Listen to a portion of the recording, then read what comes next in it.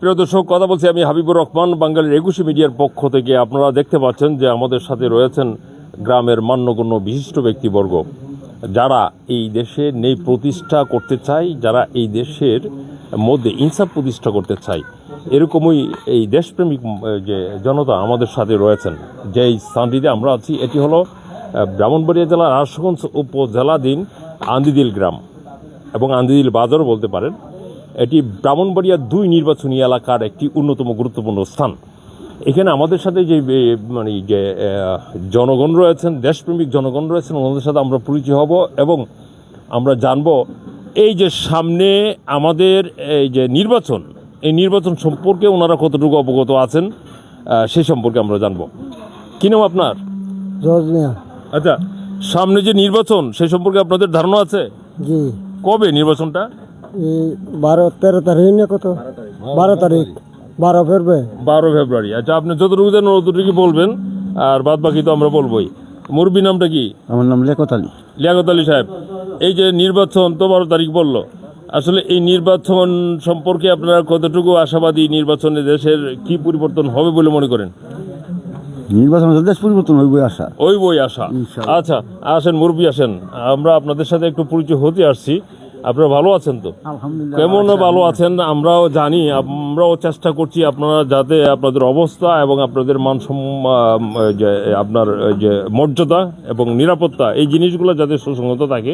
আমরা মিডিয়াও কাজ করছি সেই জন্য, এবং দেশের রাজনৈতিক দলগুলো এবং সরকারও কাজ করছে সেই একই লক্ষ্যে।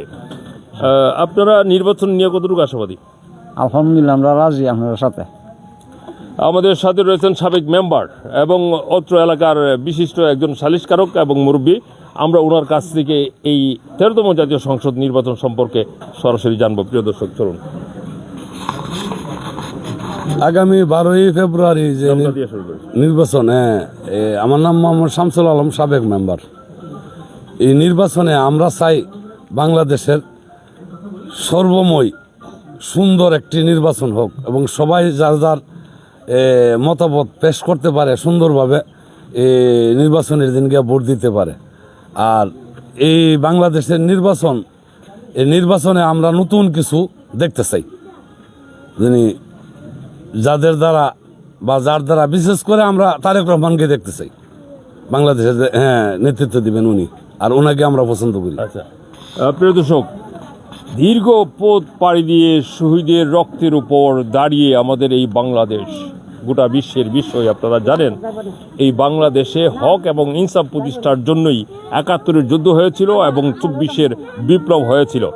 আমাদের এই গ্রামীণ জনপদের খেটে খাওয়া পরিশ্রমী মানুষ, ওনারা কি ভাবছেন নির্বাচন নিয়ে এবং নির্বাচনকে সামনে নিয়ে ওনাদের কি প্রত্যাশা, কি চান ওনারা? আসসালামু আলাইকুম। আমরা চাই দেশের সরকার ভালো হোক, আমাদের জন্য ভালো হোক। আগে যে ছিল শেখ হাসিনা, আমরা তো অনেক কিছু করছে, আর অনেক ভালো সরকার আইলে আমরা লাগে সুবিধা হই। আসসালামু আলাইকুম। এই যে এখানে ইনসাফ প্রতিষ্ঠা অর্থাৎ ন্যায় প্রতিষ্ঠা, এটা কিন্তু সবার আকাঙ্ক্ষা। আমাদের সাথে আরেকজন মুরব্বী রয়েছেন বিশিষ্ট, উনি দায়িত্ব নিয়ে কাজ করছেন। আমরা ওনার পরিচিতিও জানবো ওনার কাছ থেকে এবং নির্বাচন নিয়ে ওনাদের প্রত্যাশার কথা জানবো। বিসমিল্লাহির রহমানির রহিম। আমি তালচর ইউনিয়নের কৃষক দলের সভাপতি। আমরা যে সরকার ইনশাল্লাহ সুষ্ঠু সুন্দর একটা নির্বাচন দিবে, জনগণ স্বতঃস্ফূর্তভাবে নির্বাচন কেন্দ্রে আসবে, কিন্তু আমরা ভালো একটা সরকার গঠন করব, বিএনপির পক্ষ থেকে এই আশাবাদী ইনশাল্লাহ। ধন্যবাদ। আমাদের সাথে আরও কয়েকজন বিশিষ্ট জনগণ রয়েছেন, মুরব্বী রয়েছেন, আমরা ওনাদের কাছেও জানবো। আচ্ছা, ভাইয়ের নামটা বলেন। এবং এই যে আপনারা এই নির্বাচন, জনগণের মধ্যে আমরা তেমন একটা স্বতঃস্ফূর্ততা দেখছি না, এটা কি শীতের কারণে নাকি আসলে তারা বুঝতে পারছে না? আসসালামু আলাইকুম, আমি তালসরে যুব দলের সহসভাপতি। শীতের কারণে না, নির্বাচন তো আগে তো ভাঙচুর ছিল, এ কারণে মানুষ আগ্রহ হইতে পারতেছে না।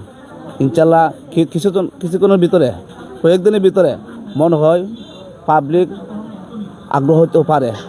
আসসালামু আলাইকুম।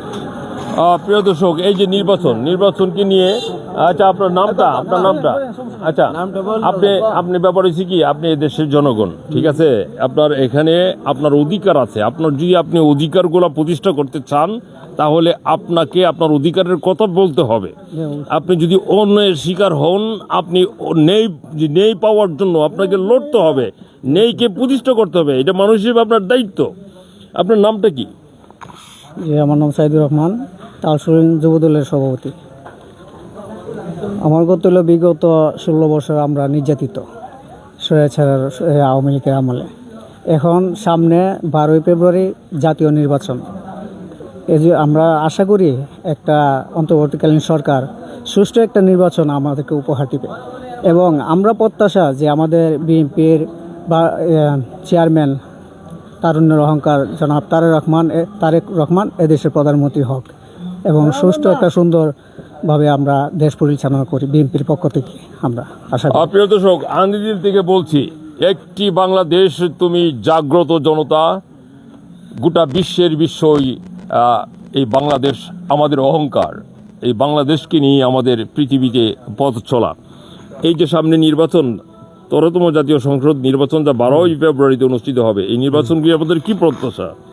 আমরা আশাবাদী জাতীয় পার্টি এখানে খালেদা জিয়ার ভোট, তারিক জিয়া যেমন আল্লাহর কোনো নির্বাচন যাইতে পারে, আমরা এই আশাবাদী করি। আচ্ছা আচ্ছা, আমাদের আরেক ভাই রয়েছেন এখানে। আমরা যদি জাগি তাহলেই দেশটা জাগবে, আমরা যদি গড়ি তাহলেই দেশটা গড়বে। আর যারা লুটপাট, তাদের বিরুদ্ধে আমাদের রুখে দাঁড়াতেই হবে, আর কোনো বিকল্প নেই। আমরা কি ভাবছি আমাদের তরুণ প্রজন্ম? আমার নাম মোহাম্মদ শাহিন। আমি আশা করি, ঠিক আছে, তত্ত্বাবধায়ক সরকার অধীনে ভালো একটা সুষ্ঠু এবং সুন্দর একটা নির্বাচন হোক, ঠিক আছে, এটা আমার প্রত্যাশা। প্রিয় দর্শক, আরেক সাবেক মেম্বার রয়েছেন এই আন্দিদিলের তালশহর। এটি তালশহর পশ্চিম ইউনিয়নের 6 নম্বর ওয়ার্ড। এই ওয়ার্ডের এই মেম্বার ছিলেন জনাব হুমায়ুন সাহেব। আমরা ওনার কাছ থেকে জানবো। আসসালামু আলাইকুম। আমরা এখন যে আমরা নির্বাচন সামনে পাইতাছি, আমরা আশাবাদী। হ্যাঁ, বিএনপি যাইবে আল্লাহ রুমেলে ধানের ছাড়া আমরা ভোট দিব। আমার কথাই, আসসালামু আলাইকুম।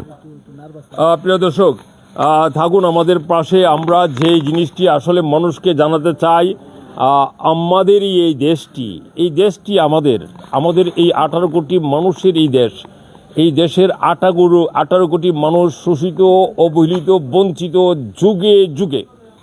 এই বঞ্চনার বিরুদ্ধে আমরা 71-এ রুখে দাঁড়িয়েছিলাম, আবার সেই বঞ্চনার বিরুদ্ধে আমরা 2024-এও গর্জে দাঁড়িয়েছি, রাজপথে রক্ত দিয়েছি। কেন?